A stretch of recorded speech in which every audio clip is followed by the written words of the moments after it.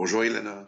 Alors Meyer, ce qui fait la une de l'actualité ce matin, alors qu'un des plus gros responsables du programme nucléaire iranien vient d'être abattu vendredi à Téhéran dans ce qui semble être une élimination ciblée, vous l'avez sûrement suivi, s'est ouvert aussi la semaine dernière dans un silence assourdissant le procès du terrorisme de l'État iranien pour cet attentat déjoué in extremis à Villepinte en 2018. Cette indifférence des médias, Meyer Habib, à l'égard de ce procès vous étonne ? Pas réellement, comme vous le rappelez, chère Ilana, c'est ouvert ce fameux procès, fameux, mais on n'en parle pas en France. Je rappelle que le 30 juin 2018 devait se tenir au Parc des Expositions à Villepinte le Rassemblement national du Conseil national de la résistance iranienne.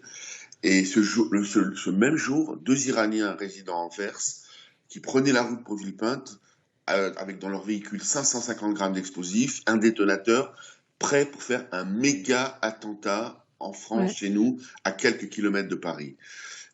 Très rapidement, l'enquête met en lumière la responsabilité des services de renseignement iraniens, identifie un diplomate, Ilana, de la République islamique comme chef du commando. Le patron des services de renseignement belge est formel. L'attaque projetée a été conçue au nom de l'Iran et avec le soutien de l'Iran. Ouais. Et qui a permis de déjouer cet attentat, vous le savez, Ilana ? C'est le Mossad, évidemment. C'est le Mossad, absolument. C'est le Mossad qui a permis d'éviter un bain de sang immense en France. Quelle a été donc la réaction à l'époque chez nous en France ? Rappelez-vous, au-delà qu'on n'a pas remercié, c'était disons officieux Israël, mais surtout c'est la faiblesse de la réaction face à l'Iran, qui a été commanditaire de ce méga attentat qui aurait pu faire des centaines de morts. Le gouvernement s'est contenté de geler 6 mois les avoirs financiers des Iraniens. On n'a même pas convoqué l'ambassadeur. Je trouve qu'il y a une immense indulgence de la France face à ce terrorisme de l'État islamique d'Iran. Le minimum aurait été de convoquer, comme je l'ai dit, leur ambassadeur. Et je rappelle le passif de la République d'Iran. Il y a l'attentat du Drakkar, les parachutistes qui ont été tués en France en 83, les otages du Liban en 85, c'est aussi l'Iran. L'attentat Marc Spetsenses, c'est l'Iran. L'attentat de la rue de Rennes, c'est l'Iran. Je parle même pas de l'attentat antisémite à Buenos Aires que vous connaissez, en 1994.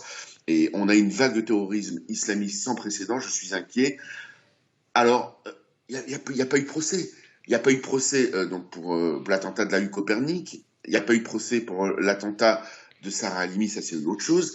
Et il n'y a pas eu de procès à ce jour contre l'attentat de la rue des Rosiers. Mais alors, pour la rue des Rosiers... Justement, Meyer Habib, voilà. vous avez réagi sur les réseaux sociaux 38 ans après l'attentat de la rue des Rosiers. C'était donc le 9 août 1982. 38 ans après, enfin, un des 4 terroristes palestiniens a été extradé de Norvège. C'est certes une bonne nouvelle, mais c'est quand même un petit peu tard. Écoutez, mieux vaut tard que jamais. 38 ans trop tard, mais 38 ans quand même. J'en ai parlé longuement avec le président de la République. Je tiens d'ailleurs à rendre un hommage vibrant à Yohann Tayeb, un journaliste comme vous qui m'a mobilisé il y a 5 ans de cela sur cette affaire avec les femmes qui est porte-parole des familles des victimes.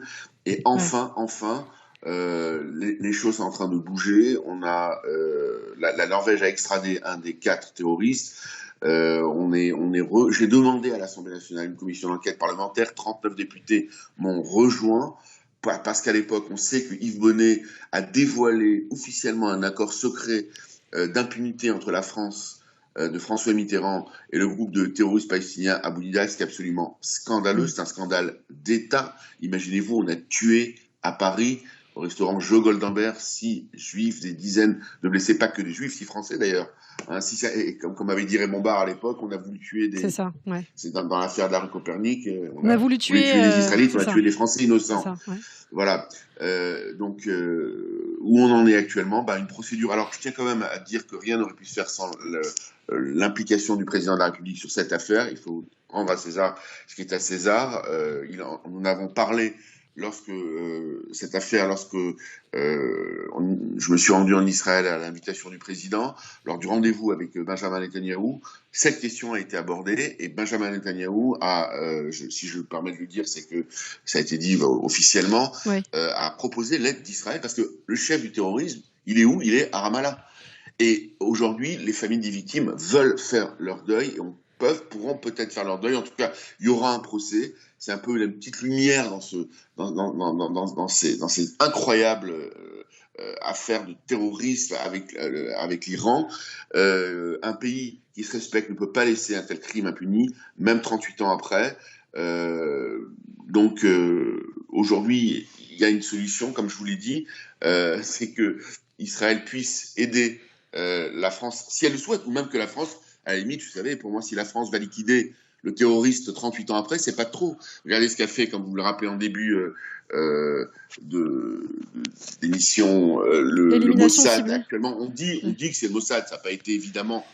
Israël n'a pas confirmé ni infirmé, mais bon, de forts soupçons quand même impliquent Israël. Benjamin Netanyahu me disait au téléphone, il ne faut pas croire tout ce qu'on dit dans les médias, mais enfin, disons qu'il y a de forces, je ne vois pas qui, à part le Mossad, a pouvoir pu... C'est un travail de pro aussi. On voit notamment sur cette vidéo que vous avez vue également, ces 3 Iraniens qui ont été abattus par balles. C'est fait avec une grande précision. Écoutez, le Mossad ne laisse jamais ses crimes impunis. Regardez ce qu'il a advenu aux personnes qui ont tenté l'attentat de Munich. Ils ont tous été tués. Tous été liquidés, quel que soit le moment. Regardez ce qui s'est passé au mois d'août dernier. Je crois que c'était 18 ans après ou 20 ans après, enfin le jour anniversaire de l'attentat qui avait eu lieu en Afrique à l'ambassade américaine. Le chef du commando a été liquidé, où ça? À Téhéran. Et nous, les Français, nous devrions un peu s'inspirer de comprendre que jamais le sang d'un Français, accessoirement aussi le sang d'un Juif, mais en particulier le sang d'un Français, ne peut rester impuni lorsqu'il est touché, lorsque les Français sont touchés par le terrorisme, en particulier par le terrorisme iranien. Merci beaucoup, Meyer Habib. Meyer qu'on retrouve tous les lundis sur Radio J.